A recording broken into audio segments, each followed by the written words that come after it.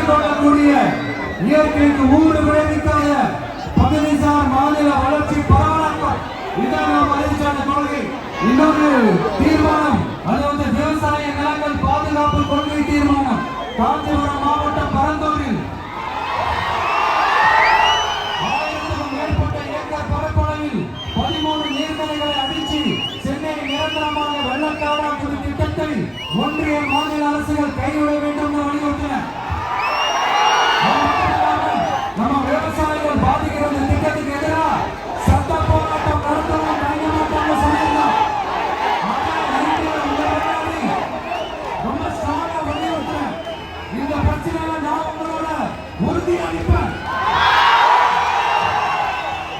நம்ம ஆண்டுகிட்டு இருக்கிற ஒன்றிய அரசுக்கும் மாநில அரசுக்கும் சொல்லணும்னு நினைக்கிறேன். வளர்ச்சிக்கு எதிரானவங்க கிடையாது. ஏற்பாட்டை வழங்கக்கூடாதுன்னு நான் சொல்லல. இந்த இடத்துல வழங்கக்கூடாதுன்னு நான் சொல்றேன்.